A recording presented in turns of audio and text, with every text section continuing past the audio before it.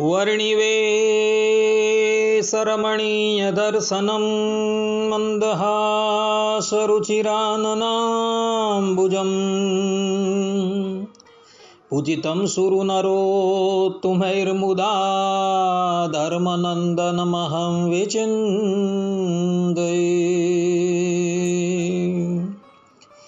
અસ્મદ્ગુરુ સમારંભાં નાથયામો નમધ્યમાં લક્ષ્મીવલ્લભપર્યન્તાં વંદે ગુરુપરંપરા વંદે ગુરુપરંપરા સહજાનંદ સ્વામી મહારાજની જય, શ્રી નારાયણ મુનિદેવની જય, શ્રી રાધા બિહારી લાલની જય.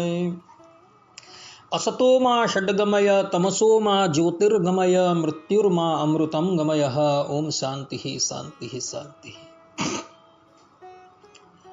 આજની જ્ઞાન સભાની અંદર પધારનારા બધા જ ભગવત ભક્તોને વેદાંતાચાર્ય, પુરાણ ઇતિહાસાચાર્ય અને ફિલોસોફી શાસ્ત્રી રાકેશભાઈના હિતપૂર્વક જય સ્વામિનારાયણ.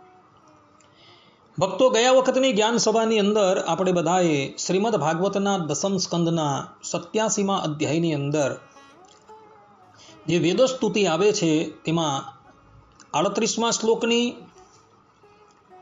અને 39મા શ્લોકની વ્યાખ્યા જે છે એ શ્રવણ કરી હતી. હવે આજે આપણે આ વેદસ્તુતિના 40 અને 41મા શ્લોકની વ્યાખ્યા જે છે શ્રવણ કરીએ અને વેદસ્તુતિ જે છે એને વિરામ આપીએ. અર્થાત કે વેદસ્તુતિની અંદર કુલ 50 શ્લોક છે, તેમાંથી 28 શ્લોક જે છે એ 28 શ્લોકો દ્વારા વેદો ભગવાનની સ્તુતિ કરે છે. તો એ વેદસ્તુતિના જે 28 શ્લોકો જે છે એને આપણે વિરામ આપશું અને પછીનો બાકીનો જે ભાગ જે છે એની કથા પણ આપણે શ્રવણ કરશું. વેદ ભગવાન શ્રીમદ નારાયણ ભગવાનની સ્તુતિ કરતા પોતે કહે છે, ત્વદવગમી ન વેતિ ભવદુત્થ શુભાશુભયોર ગુણ વિગુણાન્વયાંસ્તર્હિ દેહ ભૃતામ ચ ગિરઃ અનુયુગમન્વહં સગુણ ગીત પરંપરયા શ્રવણ ભૂતો યત સ્વમપવર્ગ ગતિર્મનુજૈઃ. અર્થાત વેદ ભગવાન કહે છે કે તમારા સ્વરૂપના યથાર્થ જ્ઞાનવાળા ભક્તો તમારા દ્વારા જાગૃત થયેલા શુભાશુભ કર્મ પ્રમાણેના પુણ્ય અને પાપના સંબંધને જાણતા નથી. તે સંબંધી સુખ દુઃખને ગણતા નથી. તો પછી દેહાભિમાનીઓના મેણાને તો ક્યાંથી જ ગણે.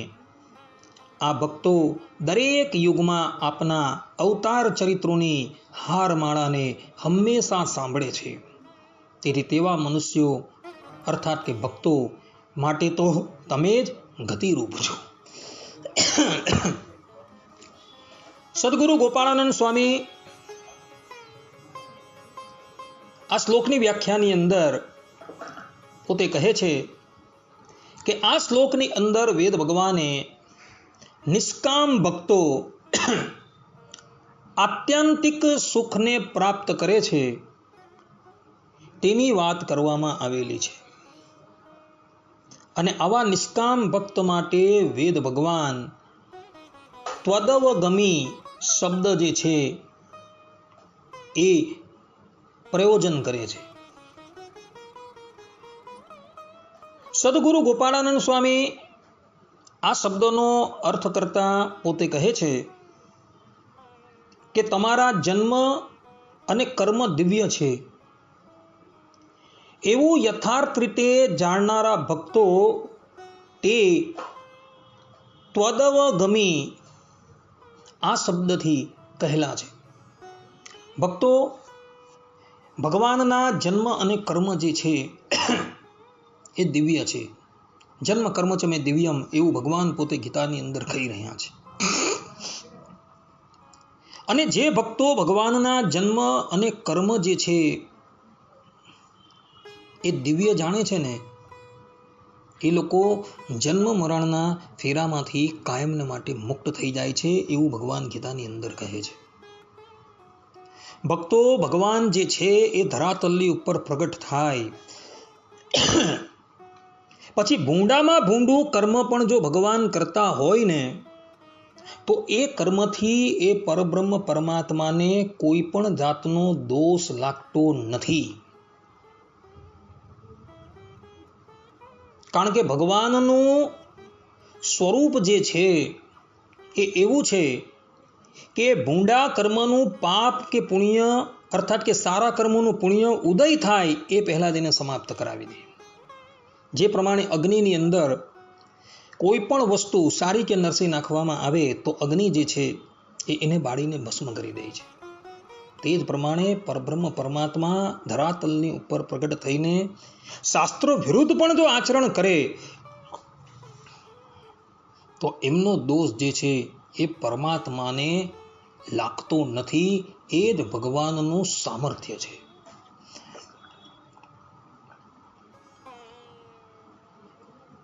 ભગવાનના નિષ્કામ ભક્તો છે, જેને ગીતાની અંદર જ્ઞાની કહેલા છે, તે લોકો પરબ્રહ્મ પરમાત્માને કર્મ ફળના પ્રદાતા માને છે. જીવાત્માના પૂર્વ કર્મ અનુસાર જ પરમાત્મા જે છે એ જીવાત્માને કર્મનું ફળ આપે છે. આવા જ્ઞાનીઓ જે છે એઓ એ વાતને જાણે છે કે જેના જેવા કર્મ હશે તેવા ફળ પરમાત્મા જે છે એ તેને આપશે.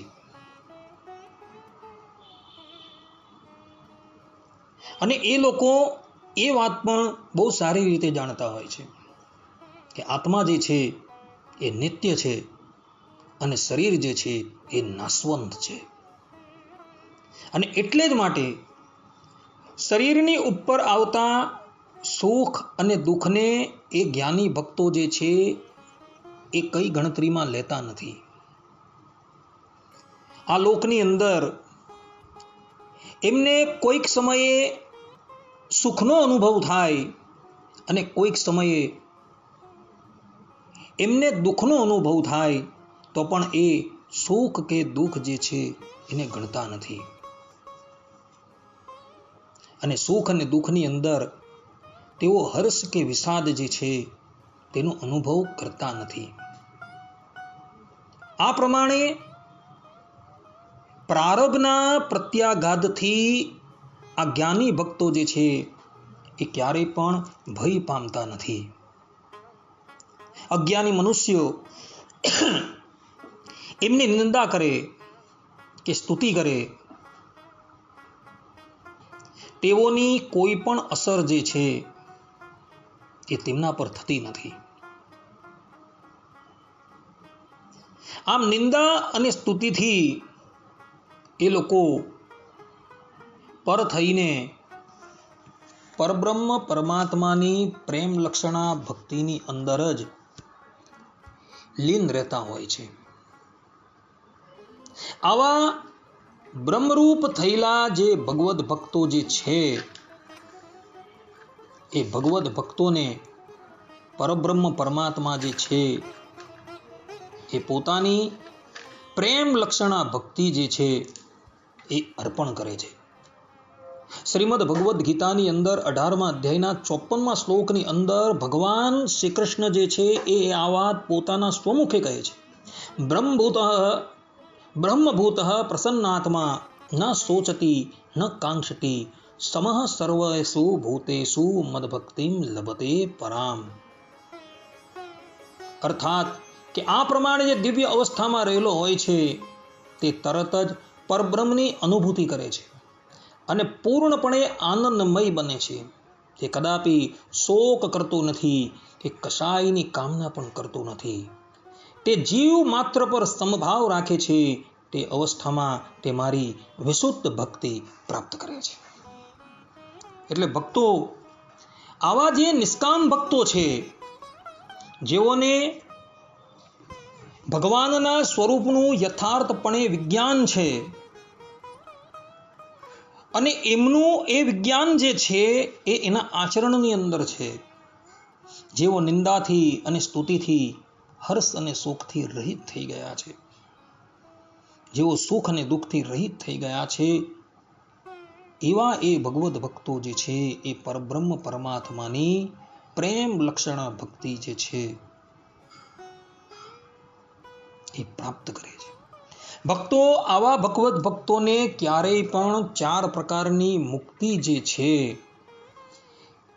એની પણ ઈચ્છા રહેતી નથી. શ્રીમદ ભાગવતના તૃતીય સ્કંદની અંદર કપિલ ગીતાની અંદર કપિલ ભગવાન આ વાત પોતાના સ્વમુખે કહે છે. કપિલ ભગવાન કહે છે, મત સેવયા પ્રતિતમ ચ સાલોક્યાદિ ચતુષ્ટયમ નેચ્છન્તિ સેવયા પૂર્ણઃ કૃતો અન્યત કાલ વિપ્લુતમ સાલોક્ય સાર્ષ્ટિ સામીપ્ય સારૂપ્યેકત્વમપ્યુત દીયમાનમ ન ગૃહણંતિ વિના મત સેવનમ જનાઃ.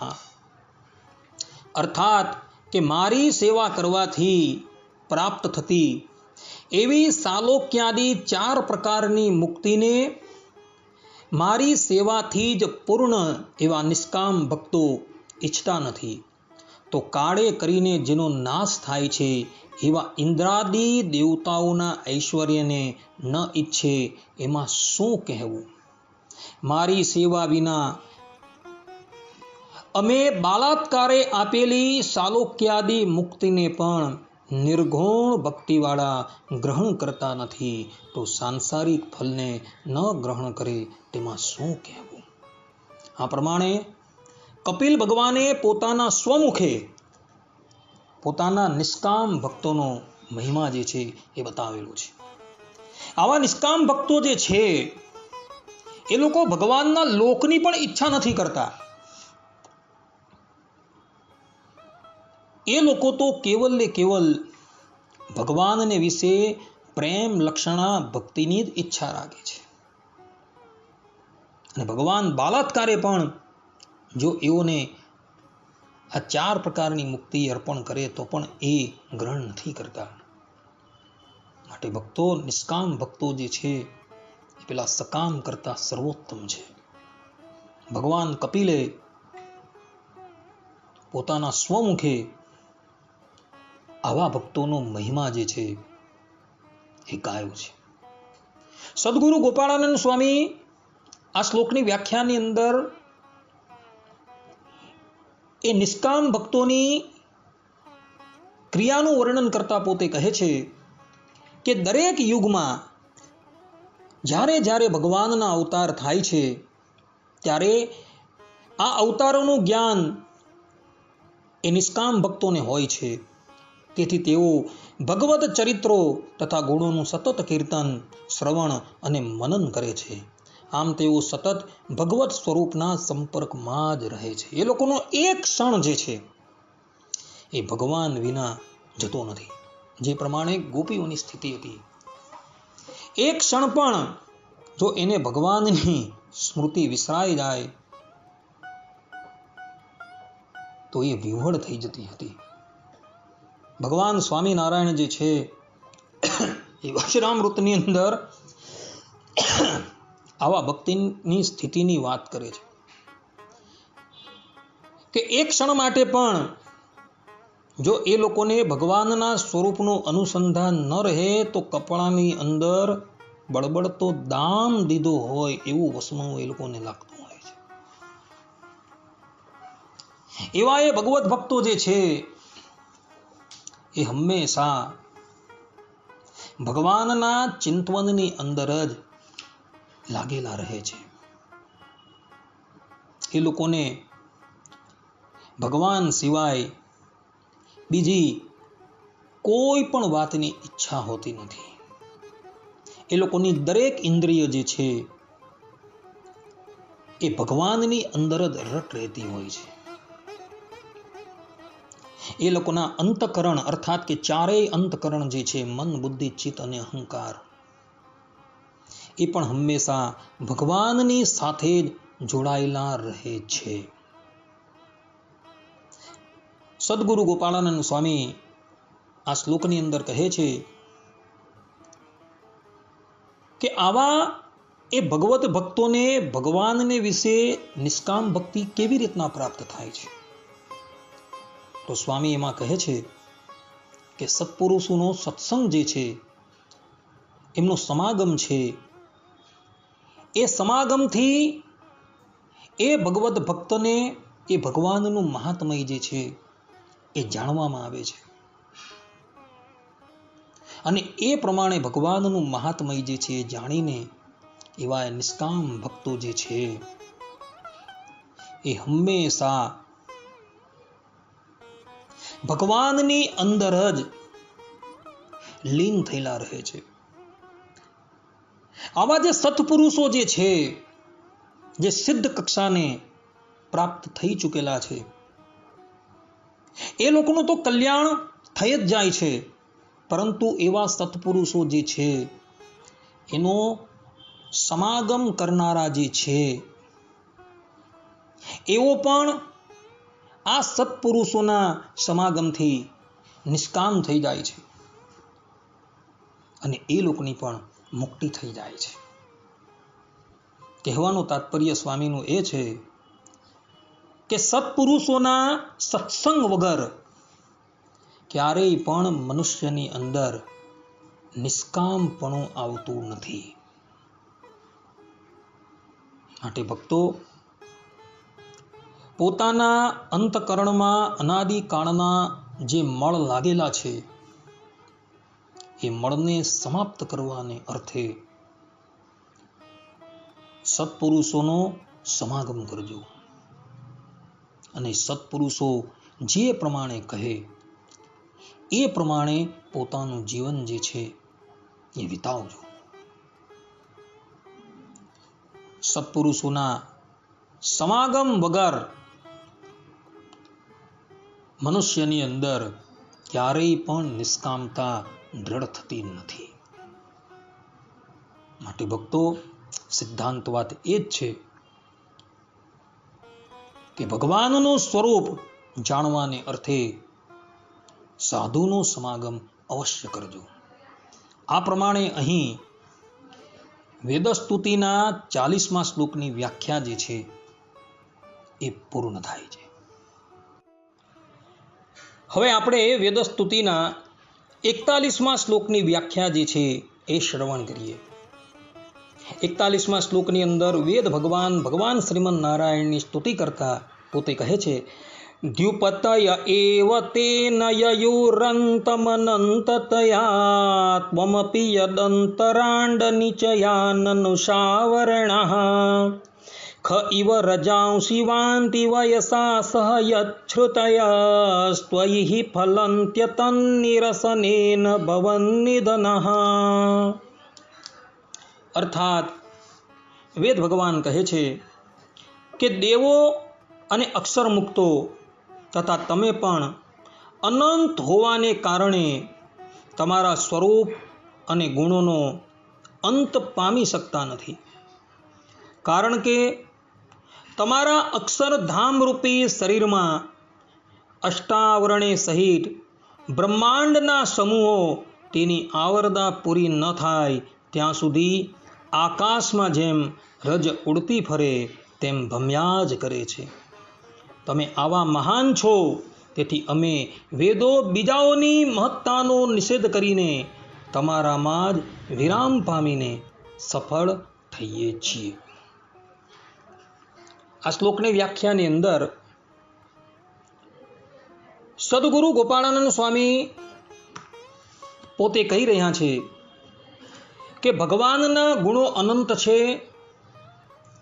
તેમના સંપૂર્ણ ગુણોનું વર્ણન કરવું અશક્ય છે. તેથી વેદો પોતે પ્રારંભેલી સ્તુતિનો ઉપસંહાર આ શ્લોકથી કરી રહ્યા છે. વસ્તુતા એ ભક્તો ભગવાનના જે ગુણો જે છે એનો પાર પામવો અશક્ય છે. વાયુ પુરાણની અંદર ભગવાન વેદવ્યાસજી કહે છે યથા રથનાની જલધરેત અસંખ્યેયાની પુત્રકમ તથા ગુણા યનંતસ્ય અસંખ્યેયા મહાત્મનઃ. અર્થાત કે જેમ સમુદ્રમાં રત્નો અસંખ્ય રહ્યા છે, તેમ અનંત મહાત્મા ભગવાનમાં અસંખ્ય ગુણો જે છે એ રહેલા છે. ભગવાન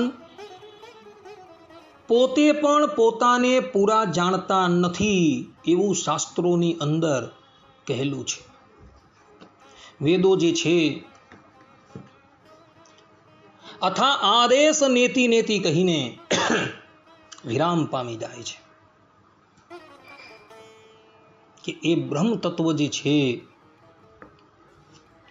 એ સ્વરૂપથી, રૂપથી અને ગુણથી અનંત છે. વસ્તુતા એ પરબ્રહ્મ પરમાત્મા જે છે એ દેશ, કાળ અને વસ્તુ આ ત્રિવિધ પરિચ્છેદથી રહિત છે.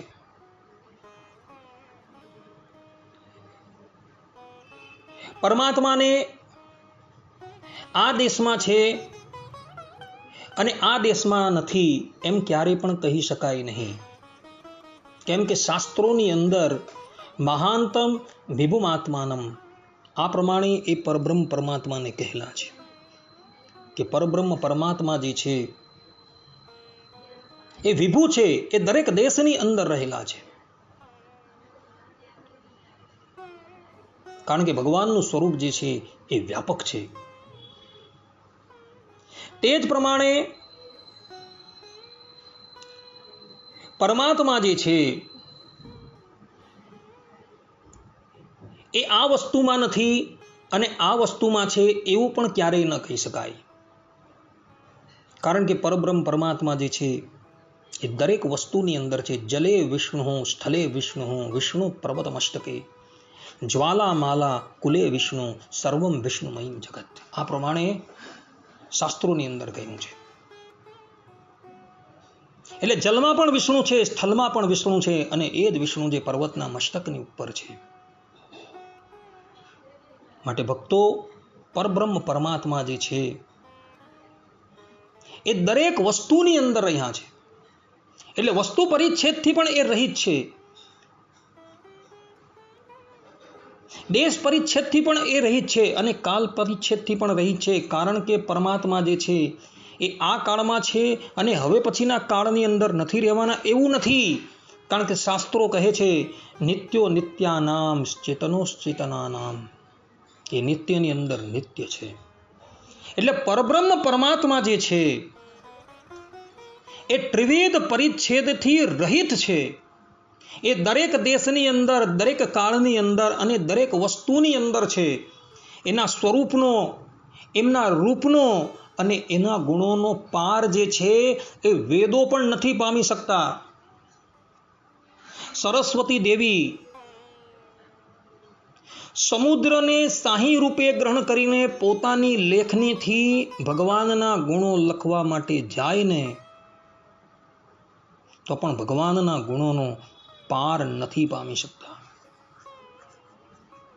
શેષ નારાયણ જેમના મુખની અંદર 2 જીભ છે, બ્રહ્માજીએ શેષજીને આદેશ આપેલો. આ વાત મહાભારતના આદિ પર્વમાં છે કે તમારે આ ધરાતલને પોતાના મસ્તકની ઉપર ધારણ કરવાનું છે. શેષજી કહે છે કે પ્રભુ, અમે ક્યાં સુધી આ ધરાતલને અમારા મસ્તક પર ધારણ કરીએ? ત્યારે બ્રહ્માજી કહે છે તમે તમારા મુખથી ભગવાનના ગુણો જે છે એ ગાન કરો અને જ્યારે એ ગુણોનો પાર તમે પામી જાઓ ને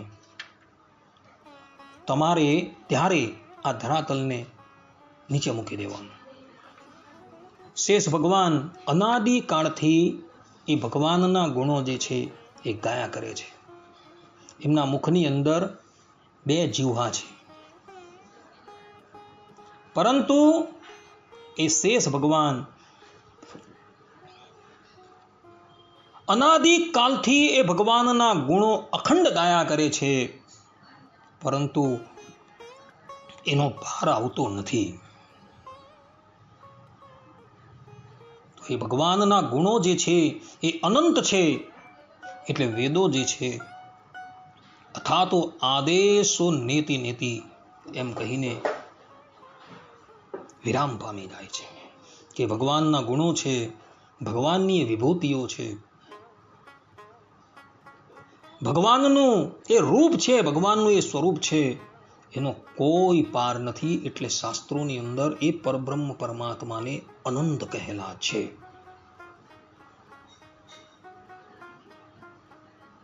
સ્તુતિના અંતની અંદર વેદો પરમાત્માના વ્યાપક સ્વરૂપનું વર્ણન કરતા પોતે કહે છે કે હે ભગવાન, તમારા અક્ષરધામ રૂપી શરીરમાં પૃથ્વી આદિક 8 આવરણોએ સહિત બ્રહ્માંડો પોતાની દ્વિપ્રાર્થ કાળની અવધિ પૂરી થાય ત્યાં સુધી આકાશમાં જેમ રચકણો ઉડે તેમ ઉડતા ફરે છે.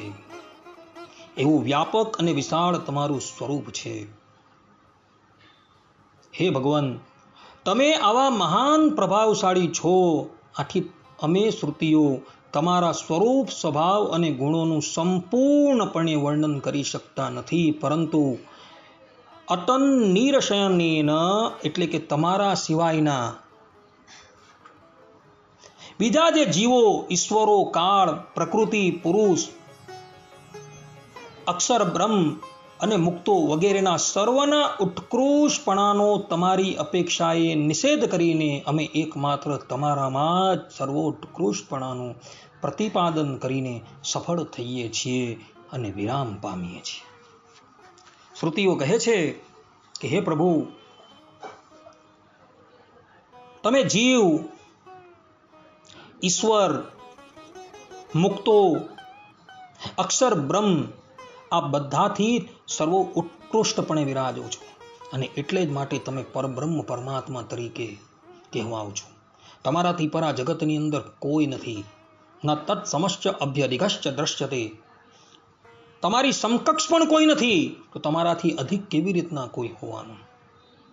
માટે અમે બધા જે છે, અર્થાત કે અમે ચારેય વેદો જે છે એ તમારી અપેક્ષાએ સમાન ધર્મીનો નિષેધ કરીને માત્ર ને માત્ર તમારી જ સર્વશ્રેષ્ઠતાનું પ્રતિપાદન કરી સફળ થઈએ છીએ અને તમારી અંદર વિરામ પામી જઈએ છીએ.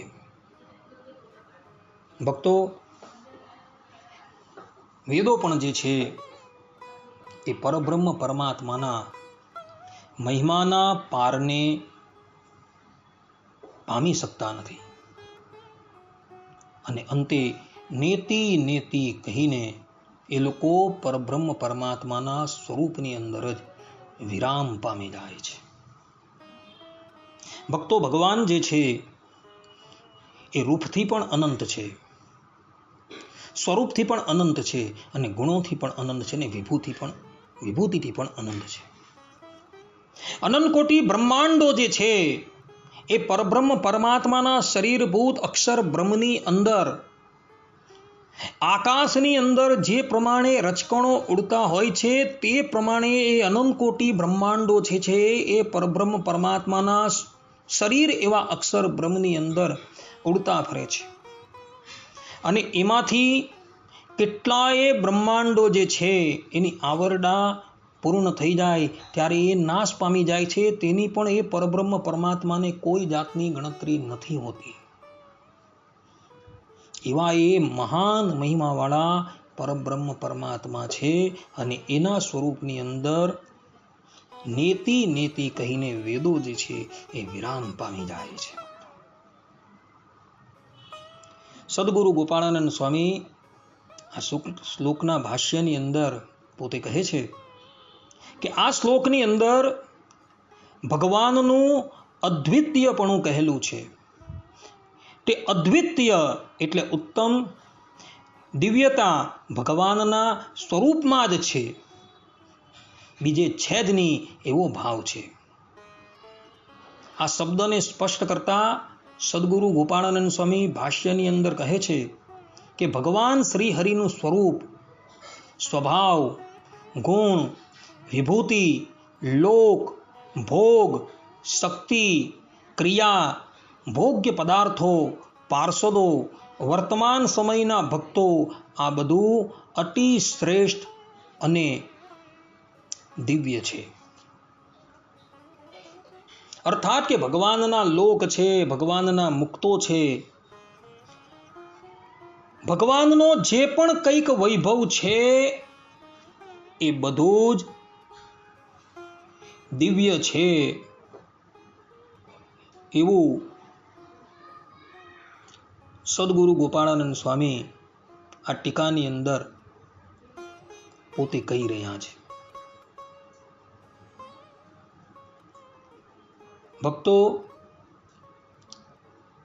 ભગવાન જે વિભૂતિની અંદર રહેલા છે એ વિભૂતિ જે છે એ વિભૂતિ દિવ્ય વિભૂતિ કહેવામાં આવે છે. એને નિત્ય વિભૂતિ પણ કહેવાય છે. અને આ નિત્ય વિભૂતિ જે છે એ નિત્ય વિભૂતિની અંદર કાલકૃત કોઈ પણ પરિણામ થતું નથી. ત્યાં કાળની કોઈ પણ સત્તા ચાલતી નથી. ત્યાં કેવલ ને કેવલ પરબ્રહ્મ પરમાત્માની જ સત્તા ચાલી રહેલી છે. એ દિવ્ય વિભૂતિની અંદર જે મુક્તો છે તેમનો આકાર જે છે એ પણ દિવ્ય છે. એ નિત્ય વિભૂતિની અંદર જે ભોગ છે એ ભોગ પણ નિત્ય છે. અને પરબ્રહ્મ પરમાત્માનું સ્વરૂપ અર્થાત કે ભગવાનનું જે રૂપ છે એ પણ દિવ્ય છે. આ વાત ભગવાન સ્વામિનારાયણે સત્સંગી જીવનની અંદર પ્રકરણ 3 અધ્યાય 29 કહેલી છે. ભગવાન સ્વામિનારાયણ પોતે કહે છે, દિવ્યમ કૃષ્ણસ્ય રૂપમ ભવતી ચા સતતમ તસ્ય લોકોપી દિવ્યો. કે ભગવાન શ્રી કૃષ્ણનું રૂપ જે છે એ દિવ્ય છે અને એમનો લોક જે છે એ પણ દિવ્ય છે.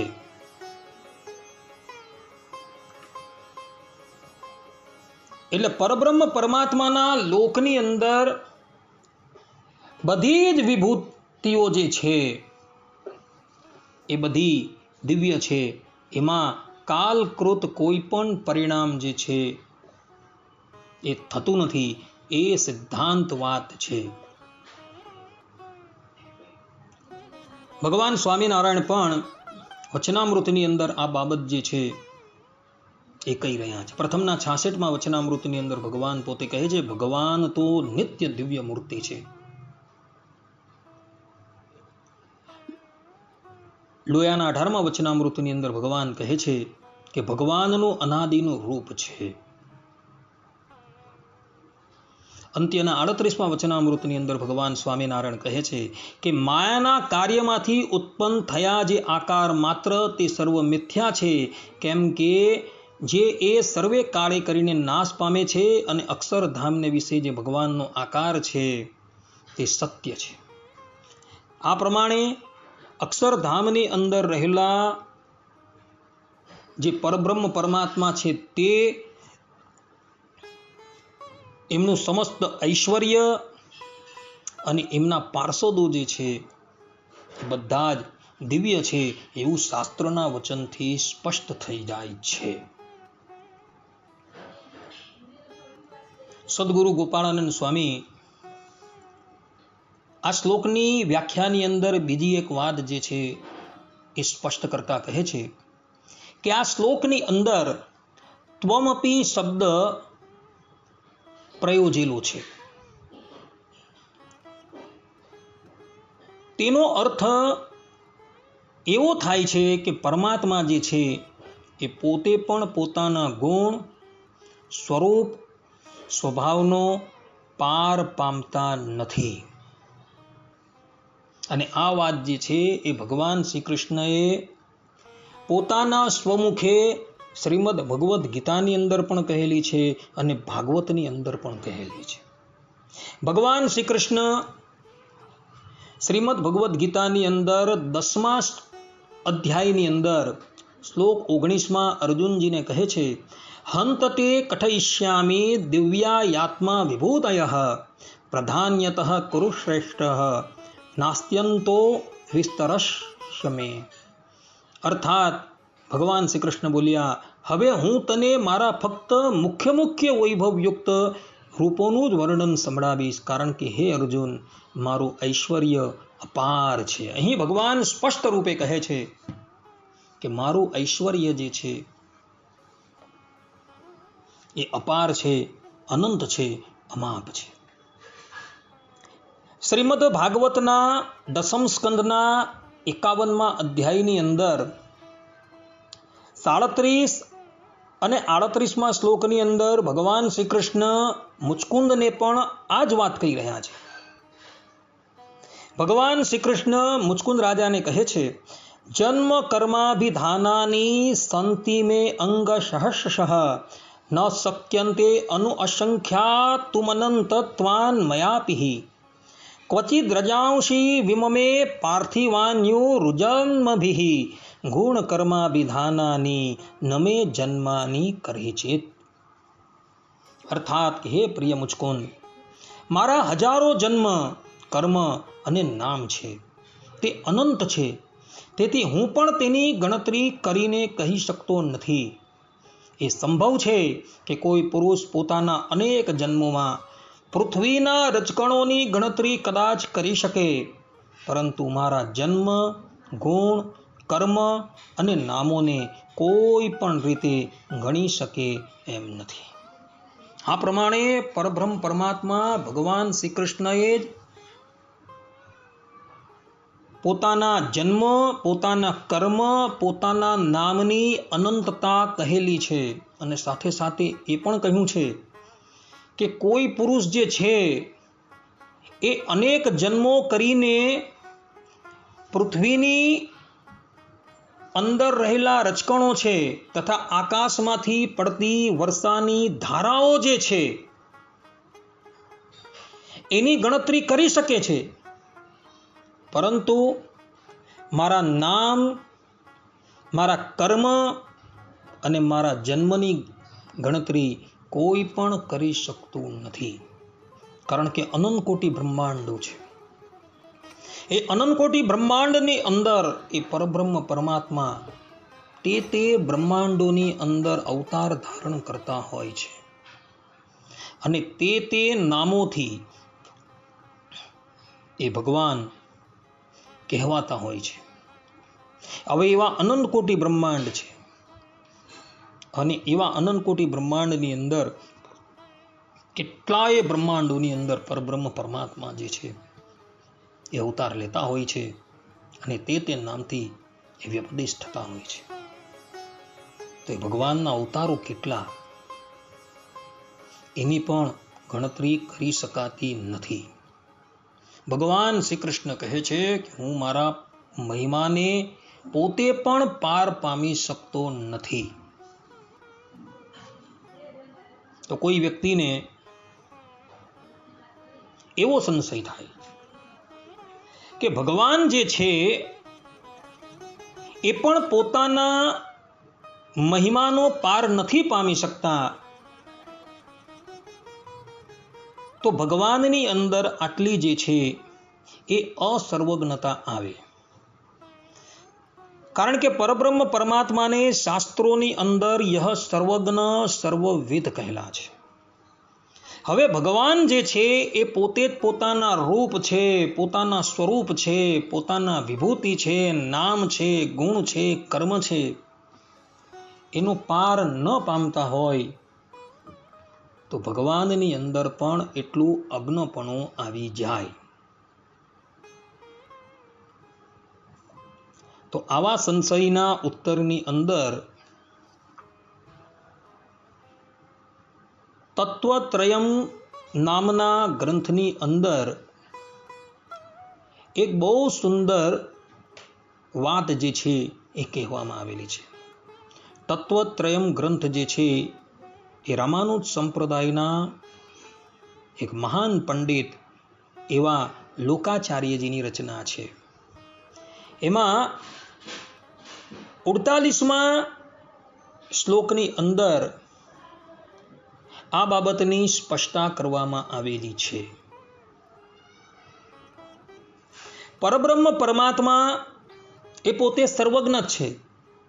એ પોતાની વિભૂતિઓનો, પોતાના નામનો, પોતાના કર્મનો, પોતાના જન્મનો એ પાર પામી શકતા નથી. અને પાર નથી પામી શકતા એટલે ભગવાન જે છે એ અજ્ઞ નથી થતા. જે વસ્તુ નથી તેની અંદર ભગવાનની અજ્ઞતા છે. અર્થાત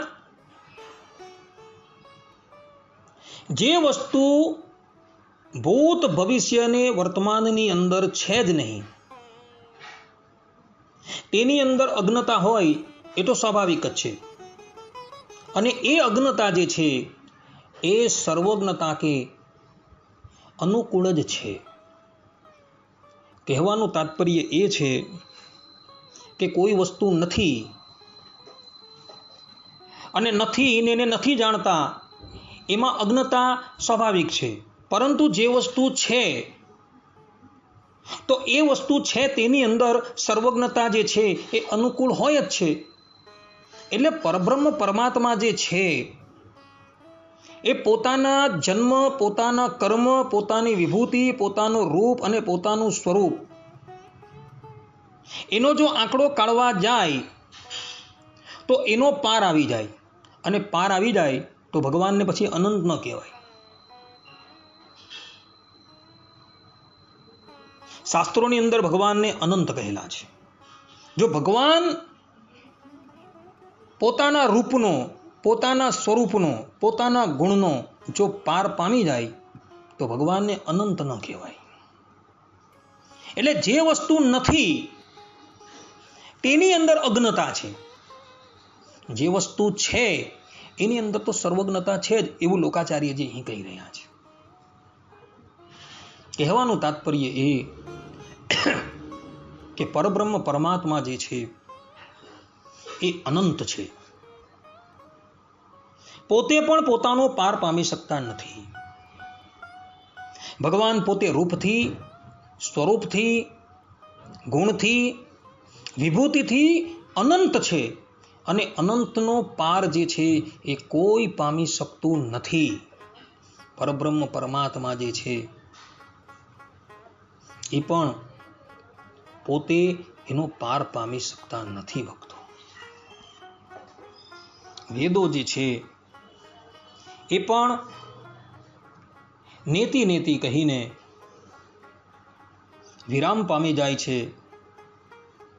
અને ભગવાનની સર્વશ્રેષ્ઠતા પ્રતિપાદન કરીને પોતાની વાણીને સફળ કરીને અંતે એ પરબ્રહ્મ પરમાત્માની અંદર જ વિરામ પામી જાય છે.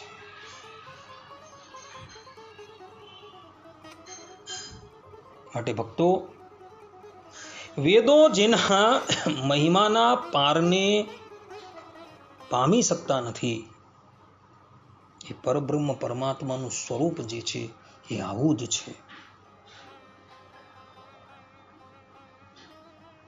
આજ સુધીની અંદર અનાદિકાળથી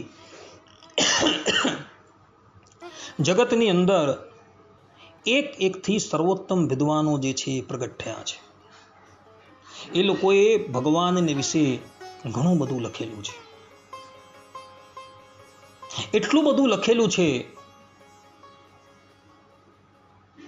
કે એના ગ્રંથોનો સંગ્રહ જોવામાં આવે ને તો આપણી બુદ્ધિ જે છે એ પણ કામ કરતી બંધ થઈ જાય છે. એક પરમ તત્વ વિશે બધા જ વિદ્વાનોએ વિપુલ પ્રમાણની અંદર સાહિત્ય જે છે એ પ્રકટ કરેલું છે. છતાં પણ એ લોકો પણ પોતાની કલમ જે છે એ વિરામ આપીને શાંત થઈ ગયા છે. જ્યાં વેદ ભગવાન જે છે એ પોતે શાંત થઈ જાય છે તો બીજા અવરની આપણે શું વાત કરીએ. માટે ભક્તો, આપણે પણ એ પરબ્રહ્મ પરમાત્માના ગુણોનું ગાન કરી એ પરબ્રહ્મ પરમાત્માની અંદર જ વિરામ પામવાનું છે.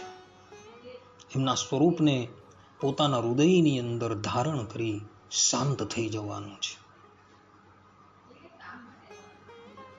પરબ્રહ્મ પરમાત્માનું ચિંતન કરવું એ જ જીવાત્માનું અંતિમ લક્ષ્ય છે. સવે પુંસામ પરો ધર્મો યતો ભક્તિ અધોક્ષજે. શ્રીમદ ભાગવતના પ્રથમ સ્કંધની અંદર કહેલું છે કે જીવ પ્રાણી માત્રનો પરમ ધર્મ શું છે? તો અધોક્ષ અર્થાત કે પરબ્રહ્મ પરમાત્માને વિશે જે નિષ્કામ ભક્તિ થવી એ જ એનો પરમ ધર્મ છે.